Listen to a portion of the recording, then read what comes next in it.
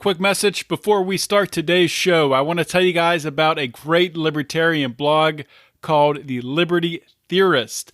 The Liberty Theorist is where our friend Brad Tracy discusses all of the shady things government has been up to and why libertarianism is the only viable way to keep power out of the hands of government. Brad is a Rothbardian libertarian who believes that the U.S. is desperately in need of prison reform. I'll give you a hell yeah to that. I agree there.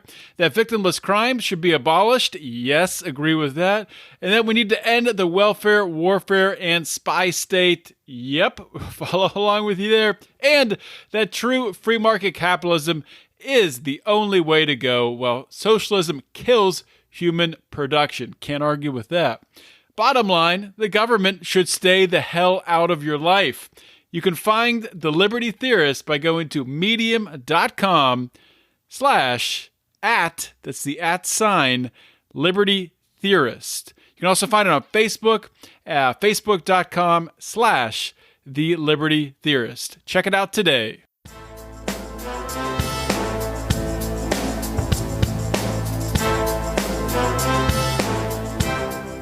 Welcome to Felony Friday, a presentation of the Lions of Liberty podcast. Here is your host, John Odermatt. Felons, friends, and freedom lovers, welcome back to another edition of Felony Friday, a weekly show right here on the Lions of Liberty podcast. Here at Lions of Liberty, we have a bit of a variety channel. My Friday show, Felony Friday, is one of the great shows, but there's two more on Monday and Wednesday. Monday's show hosted by Mark Clare, Wednesday by Brian McWilliams. They both bring their own flavor and flair to the podcasting game. Check those out. Subscribe to Lions of Liberty on your podcasting app to get all three. And today's episode of Felony Friday is another great one. I have an awesome guest lined up who is going to share another story of injustice in the criminal justice system. And we're going to shine a light, and we are going to keep the momentum going. Keep the momentum going for change in the criminal justice system. So share this show, tell a friend, text it to a friend, tell a stranger on the street. I don't care. Enjoy today's show. My guest today on Felony Friday is John Padora. John is a Democrat running for PA State Representative in the 37th District. John was actually a guest, if you tuned in a couple weeks ago.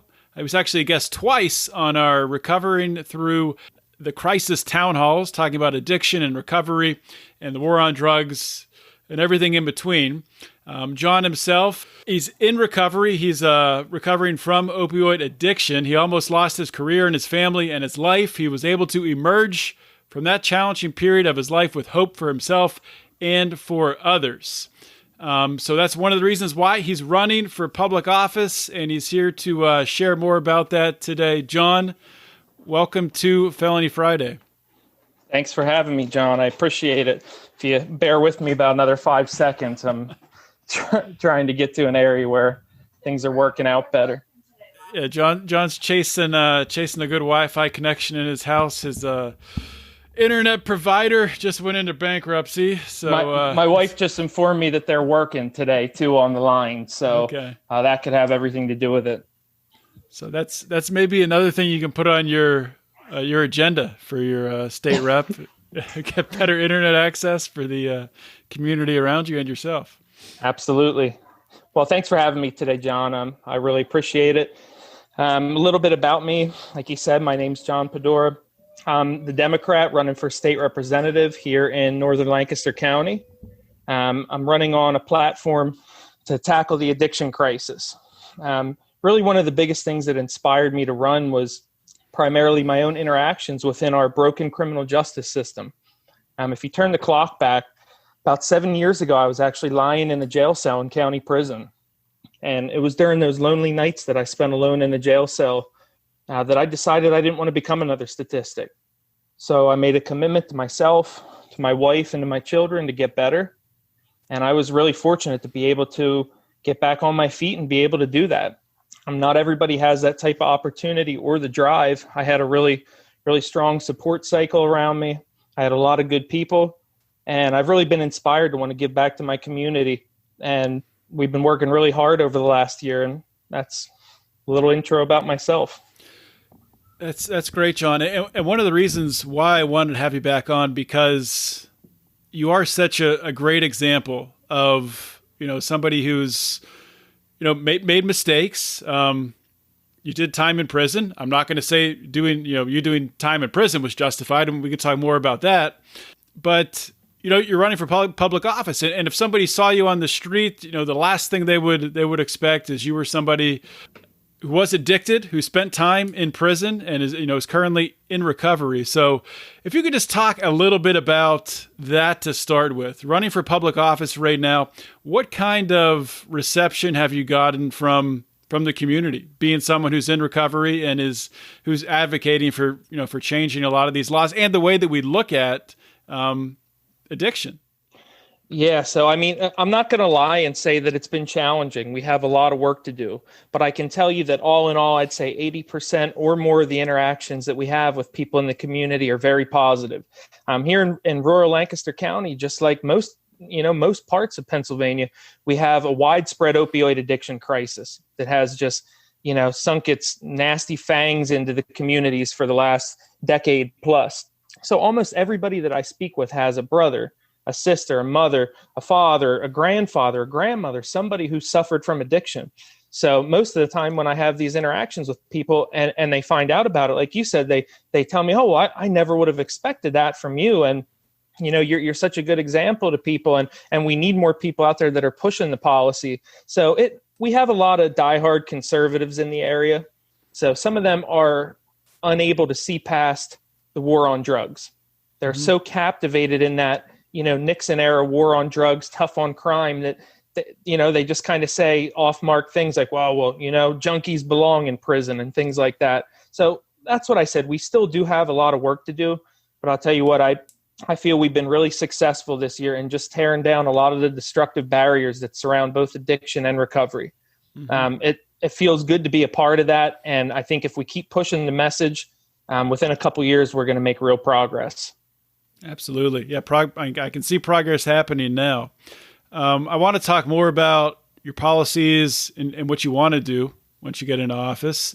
But first, let's turn the clock back, and I'd like to hear about your experience with the criminal justice system, your personal experience. Can you tell us what that was like? How did you end up getting arrested, and what ultimately your time in, I guess you would have been in a state prison, or? No, I only went to county prison, fortunately enough.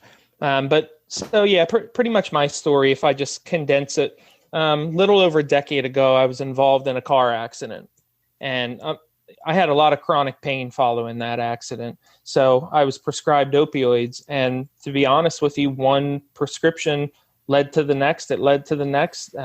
Eventually, I ended up heavily abusing oxycodone, which the government came in, I think, in about 2008 and heavily regulated. So the supply pretty much dried up from the street.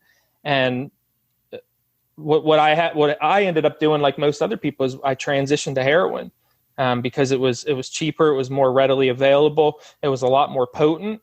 So it was a deteriorating downward spiral for me. And I can say that I fought addiction on and off. I'd have periods of sobriety. I did whatever I could, to get in and get out of it. I'd get sucked back into it. Like I said, my wife was very supportive, so she always tried to keep me grounded. We had our first son, and I was clean for a large portion of the first year of his life. Pretty much what happened is I just, fell back down the rabbit hole. And one night I picked up in the city, and I was driving home after working a real long shift. I was fortunate that I wasn't intoxicated from it, but I fell asleep at the wheel. And I didn't wreck my vehicle or anything. I fell asleep a couple of times, and I pulled over. I was on my way trying to make it home because our son was sick in bed. And so I got pulled over, and immediately they investigated me for DUI. And I ended up just going to jail that night for possessory drug charges. And what followed that was, a year plus cycle of the criminal justice system trying to go through all the motions. I eventually just got put on probation and saddled up with, $5,000 or $6,000 in fines. And I was clean again for months until I had one bad day. and I relapsed, and I went back down to the city to score again. And I got busted that day by the sheriffs because they recognized the guy that I was in the vehicle with. So that gave me a probation violation. So I immediately went to Dauphin County Prison, and that's it. Once you're in on the violation, they revoke you, they resentence you. So the only charges that I was ever in jail for was possessory only. I was in possession of a controlled substance. I needed help. I was just on the threshold of, trying to get myself checked into rehab. I struggled with that. But that's really my story in a nutshell. Is I was in prison for possessory drug charges, and I sat in there for months, not knowing when I was going to get out. And they actually issued a warrant for me because it was in another county, because I couldn't attend a court hearing while I was in jail, and their communication system is really poor. So I was under the impression that the day after I got out, I had a court hearing. I thought I was going back to jail for as long as 1 to 2 years. We were pregnant with our second child, our daughter, and I felt like I was at the rock bottom of my life, and I just feel fortunate enough to be able to escape all that and move past it. Yeah, and it was on one of the recovery town halls where one of the police chiefs said that people don't go to jail anymore for possession. I think it was one of the chiefs that said that. And and you came back, and now I understand why, because that's exactly what happened to you. Well, and they say that, and that's what kind of inflamed me about that, because I feel he should have known that people don't immediately go to jail for possessory drug charges if it's marijuana. I'm here to tell you, if you're in possession of cocaine, if you're in possession of heroin or pharmaceuticals, you're probably going to jail. Sure, it might not be for a year. It's usually a couple months, or it's usually no prison time, your first offense. But most people are repeat offenders. Most people that get caught with drugs are going to get caught again, whether it's through the probation, the parole cycle, or whatever. And I've actually seen, I'll bet you that 50% or more people that are in jail for drug charges are there for possession only. Wow. I don't know. I mean, that could be right, but I wouldn't shock me. That's for sure.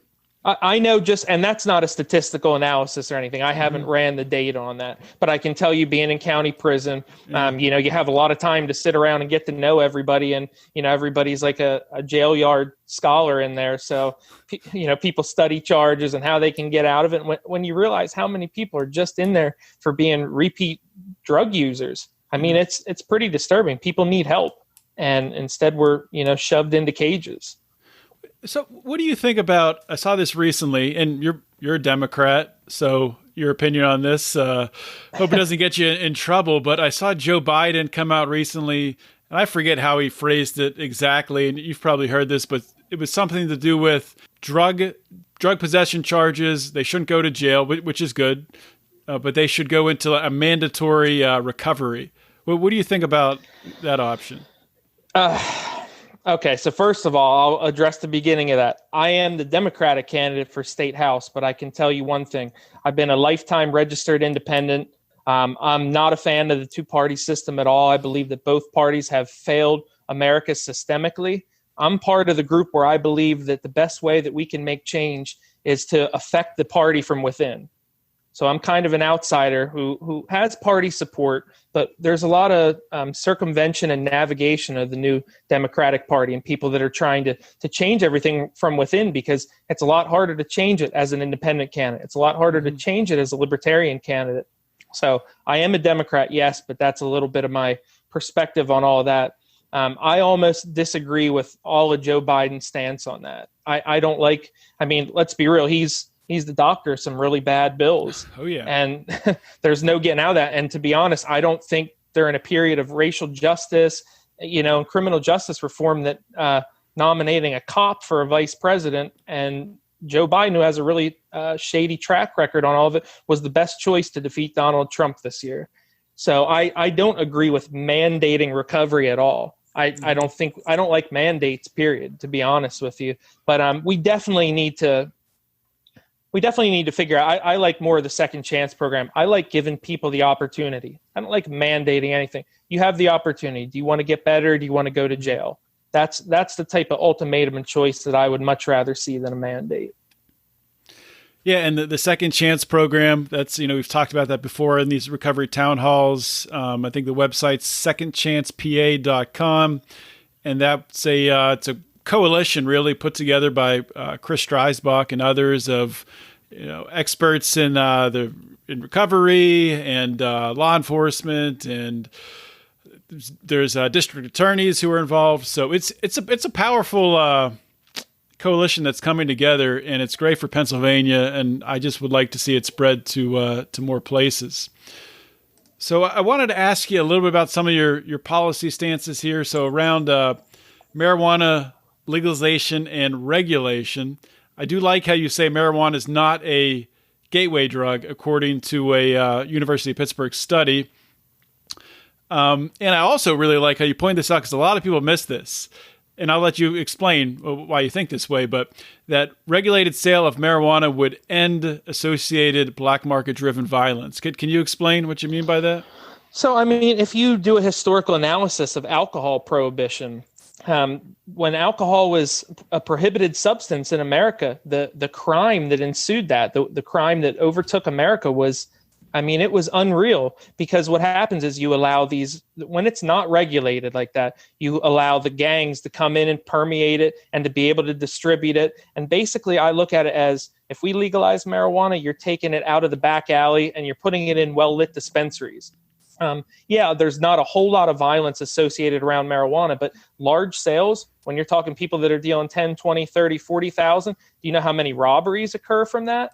Well, if we can cut down on that, like I said, if we can get it into well-lit dispensaries, we know that there's a correlation between legalization and a lower violent crime rate. And we just have to look no further than alcohol prohibition to see that. Mm-hmm. And I've heard you talk about before about safe injection sites. So what kind of support do you get from that when you're out talking about solutions?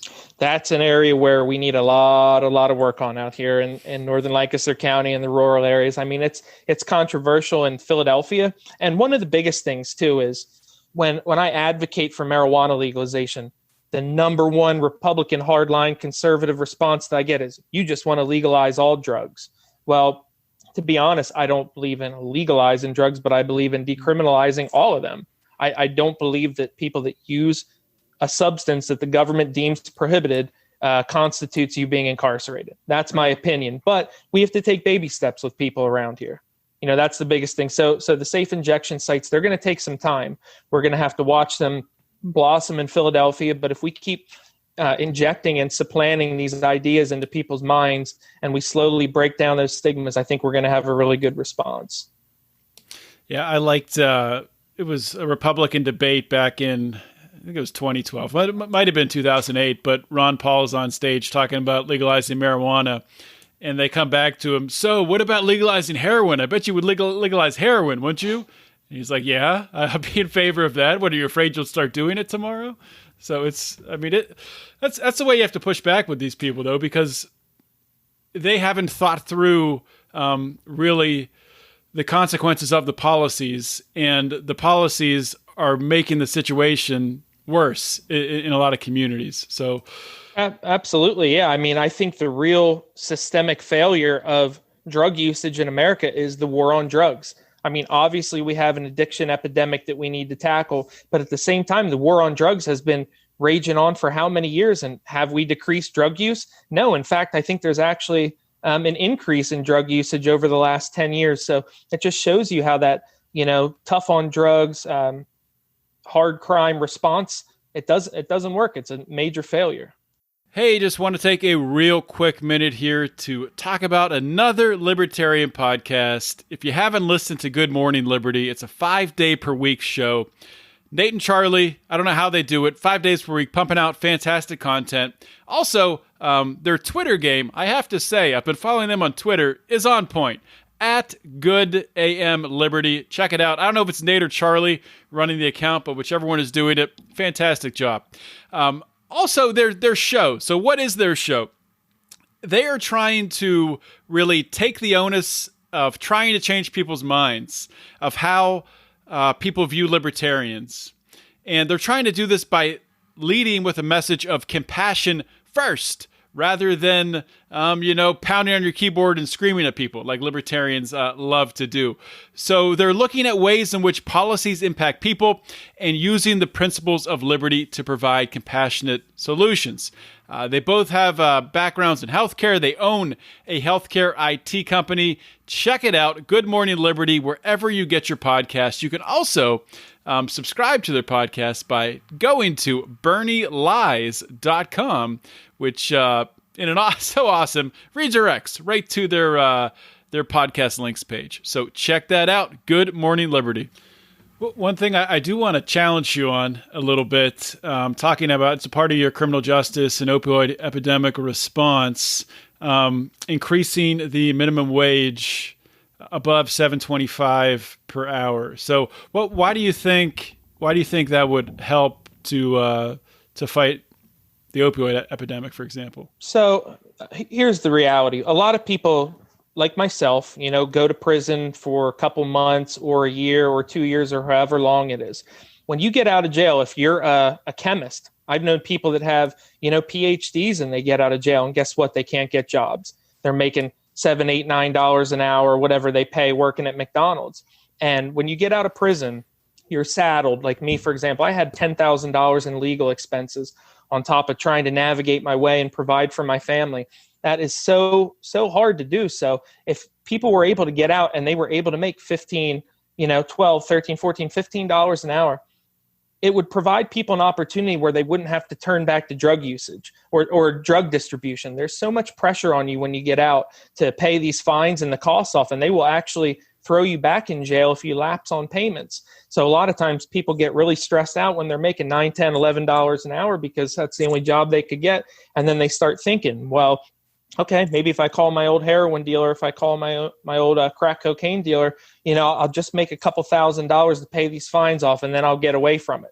9 times out of 10, those people end up back in prison. So I know I said before that I don't really like mandating anything, and that's generally pretty true, but I do support a minimum wage increase. And I don't have everything in front of me, but there have been studies that have shown a correlation between increased minimum wages and negative decrease in overall crime rates and reoffenders going in and out of the criminal justice system. Yeah, I mean, to me, the problem there sounds like the fees, and you're not saying legal fees, you're saying fines that you're having to pay off associated with your incarceration. I mean, so for example, most county prisons charge you $15 a day for room and board. That adds up really quick. Yeah, the fines on top of that, usually a couple thousands of dollars in fines, court expenses. A lot of times you have to hire an attorney. So it all compounds together and you have a boatload. And you're right. I mean, the fees overall generally are the problem, but as in the foreseeable future, I don't see that going away. That's, I think, a major proponent of the war on drugs. It's a massive revenue generation scheme for the states. Mm-hmm. And that's one of the biggest things that they don't want to step back from. Yeah, I mean, the stigma itself of coming out of prison, being incarcerated, being in recovery, and trying to find a job. That's definitely something to overcome. But somebody coming out who has a background, and maybe a chemist probably isn't going to get a job as a chemist, but they'll probably be able to get a job for more than $7.25 an hour. The people who I worry about are say you raise the minimum wage to $20 an hour. That's going to price out of the market, a lot of the lower level, least skilled individuals who have, no skills. They're not able to do the job and perform the job of somebody who would get, $20 an hour. Maybe the only job they can do in order to gain some experience to slowly work their way up the ladder is at, doing landscaping for $5 an hour. So it might price them out of the market. That'd be my fear on that. Yeah, I mean, it almost seems like any policy that you support, there's 3 positives and 6 negatives, and you always have to have a plan to counter both of it. So it took me a long time to kind of get to that opinion where I do support an overall increased minimum wage. But one of the biggest things I think is I've just seen, the corporations and the top 1% over the last decade alone just subjugate more and more working class wealth. And at some of these companies, they fail to pay living wages. That's the way I look at it, is that if you work 40 hours a week, you should be able to provide for your family. You should be able to afford to live. And a recent study just came out and showed that you need to earn a little over $19 an hour in Pennsylvania or in Lancaster County to be able to afford a 2-bedroom apartment. So really, I think the biggest problem is, all in all, that our wages aren't in line with the cost of living all the way from the top to the bottom. So it's a difficult slope to navigate. Yeah, and I realize you're running for local office, so we can't talk about the Federal Reserve and all those problems. But I do like for taxation, you want to reduce or eliminate the property tax. Can you talk about that? Yeah, so knocking on people's doors here in northern Lancaster County, that's the number one issue, is property tax. Property tax is so out of line. These people live in their homes, they buy, these beautiful rural homes, and they get to retirement age and their taxes get jacked up. They're paying $7,000, $8,000, $9,000, $10,000, $15,000 a year in property tax. And most people have to sell their home, and they don't want to. We've been talking about property tax reform, the Republicans have overall for years, and nothing ever gets done. So the reality is we need to just address it. I mean, first and foremost, one of the biggest things we've talked about for property tax reform is just completely eliminating it for anybody 62 years and up, because it's a major issue for people, like I said, trying to retire. There's always ways to do it. The biggest way that we're going to do it is to find new sources of revenue and to cut wasteful spending. And it's funny because a lot of our politicians here in Pennsylvania, the conservatives, that's what they run on, cutting wasteful government spending. But at the same time, their signatures are on the bills that subsidize fossil fuel profits. Taxpayer dollars, $2 billion a year going to subsidize the fossil fuel industry. So there's lots of ways that we can make up for the property tax. There's lots of new ideas. Maybe we need to completely rethink our public education overall. Where there's a will, there's a way, and I'm committed to helping out with that, because I watch it inhibit so many people. Ourselves personally, when we go to find a house, that's the first thing we do. Well, how much are the property taxes? $10,000 a year? Yeah, out of the question. So we need to definitely keep working on that. Yeah, well, there's probably more people today than 6 months ago or a year ago who are open to, really looking at revolutionizing education in this country than ever before, seeing what's happening right now with COVID and, kids having to do this online learning, and it's not going well for a lot of families. No. So I did want to ask, obviously these are, I hate saying unprecedented times, but they really are. It's not being over dramatic. I don't think that to say there's never been really a time like this in the country where both parties have been so really divisive. And it probably has something to do with today with social media, which kind of breeds this hate and this conflict back and forth. And I'm curious, somebody who you say you sort of categorize yourself or used to as an independent coming into the Democratic Party, how have you experienced, how have you dealt with sort of that conflict from both sides, coming from the Republicans, the Democrats, and back and forth? Yeah, I mean, there's no doubt about it. Our country is torn between political ideology, and it's really harmful. And one of the biggest examples of frustration with that is, I'll be, whether I'm holding an event, an online in-person event, which we haven't had too many of them, but when we did, people would like a lot of the things that we were saying, and they would approach me afterwards and say, "Oh, well, what party are you?" "Well, I'm running as a Democrat." "Oh, I like what you said, but I can't vote for you."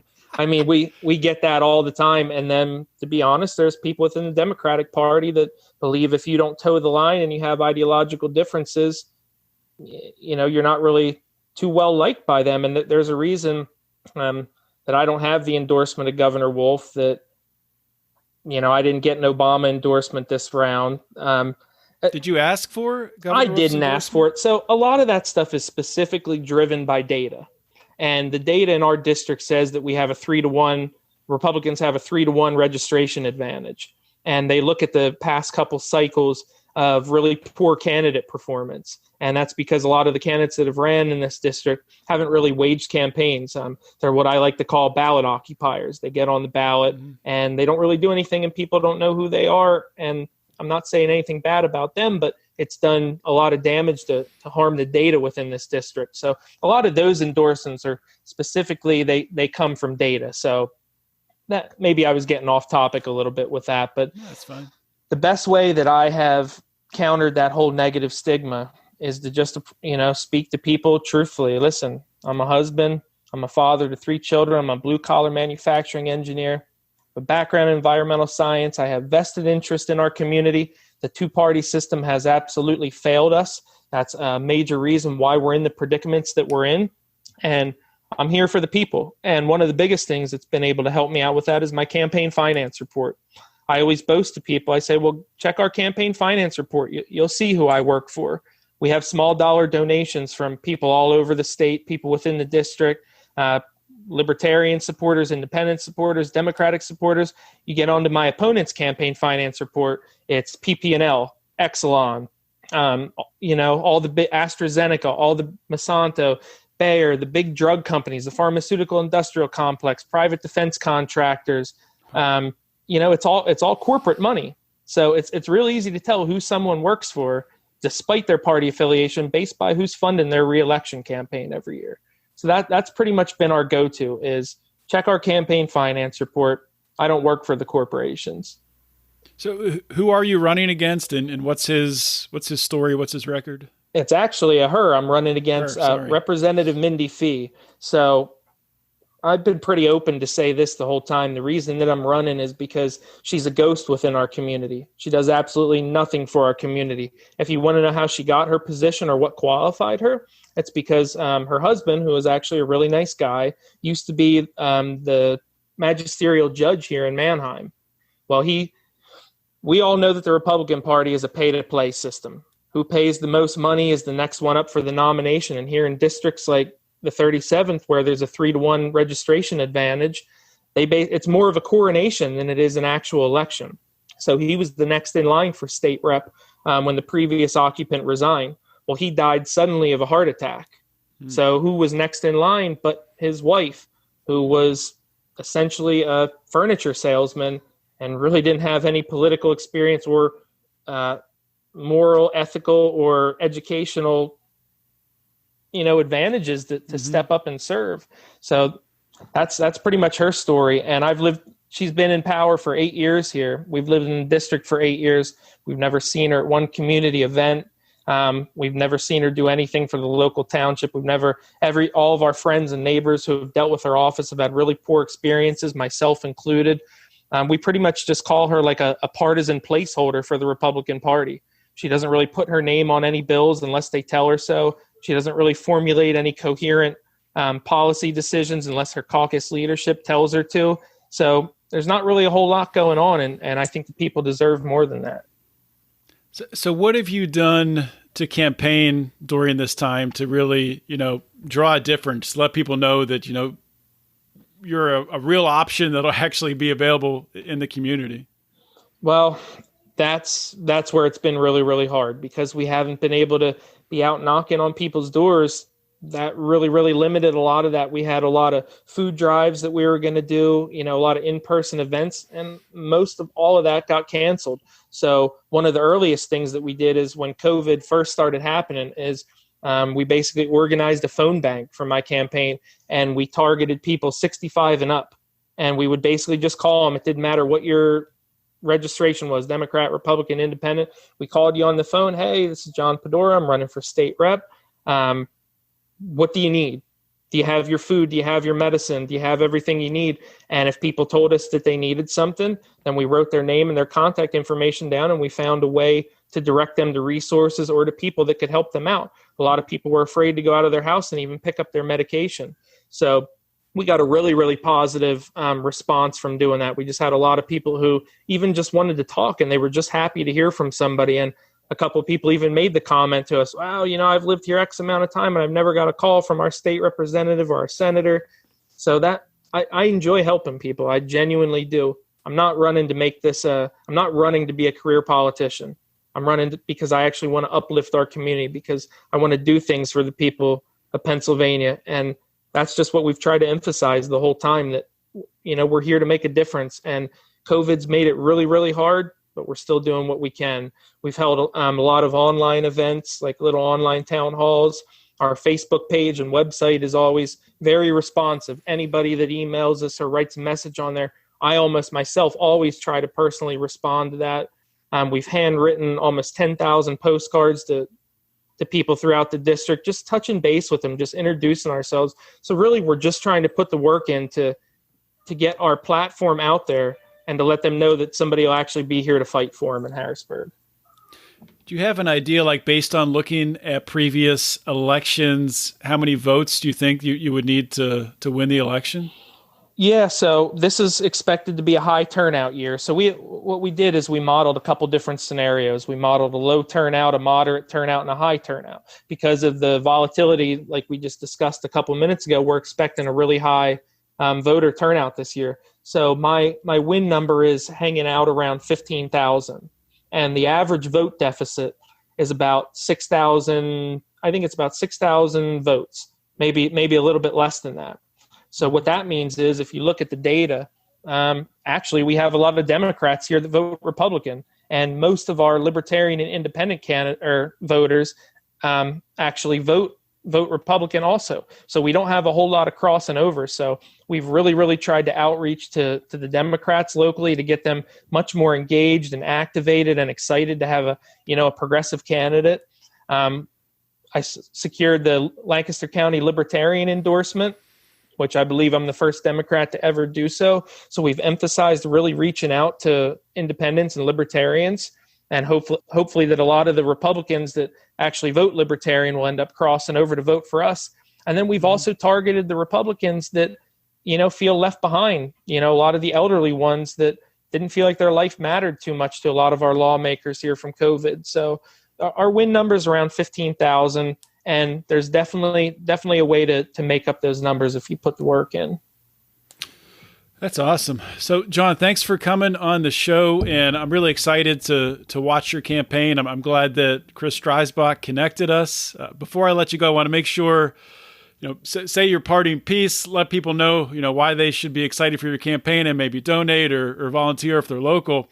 But make sure to drop your website and anything else. Sure. Thanks, John. I really appreciate you having me on tonight. I'm really happy that Chris connected us. He's connected me to a lot of really incredible people. So that's just been a pool of opportunity. Like John said a minute ago, there is a reason you should be excited about my campaign. And that's because my campaign emphasizes that working class people all over America can run for office. You don't need to be wealthy. You don't need to be groomed, and you don't need to walk the party line. Whether you're somebody who was a former opioid, whether you're someone in long-term recovery like myself, or, whatever it is, nobody's perfect. We've had generations of picture perfect politicians, and we don't want any more. There's a movement within America going on right now to push back against the two-party system. And I believe that my campaign is emphasizing that. And our campaign is building infrastructure here in an area where we didn't have any for a long time. We want to push progressive policies here. We want to legalize and regulate recreational marijuana. We want to end and push back on the war on drugs. I support policies like raising the minimum wage that we talked about, environmental policy reform, a green energy infrastructure, boosting union jobs, basically just making a commonwealth that works for everybody, ushering in a new era of racial and criminal justice reform. I just want people to see that you can run for office, that through strong coalitions and through strong work, we can change our democracy. So my website, if you want to check it out, is John Padora for staterep.com. And you'll learn everything about my policy, my story, my background. You'll see pictures of myself and my family on there. You can send an email on there. We always reach out personally. You can donate right on the website. If you can donate, I always ask everybody $5 or $10. Because really that's what we're asking for. We want to be a campaign that gets funded, that's a grassroots campaign that gets funded from small dollar donations. We don't get the $1,000 or $10,000 checks from Exelon and PP&L, but we don't need it because you can't change the system when you take the system's money. So I'm excited to be here. I'm excited to run a campaign. I hope we can really make some real progress this year. That is such a great point. You cannot change the system if you take the system money. I love that. John Padora, thank you so much for coming on the show today. Thanks, John. I appreciate it. Hope you enjoyed that episode with another awesome guest here on Felony Friday. A couple things before you go about your day and scramble off to listen to your next podcast. Just want to remind you of a couple things. First of all, the Lions of Liberty Forum. Are you in it? Have you joined it? It's on Facebook. It's a great place to go to talk about the ideas of liberty, talk about criminal justice reform, all that great stuff. Just go to Facebook. You know that site, right? Just type in the top there, the search bar, Lions of Liberty Forum. It pops up. You click join. We let you in.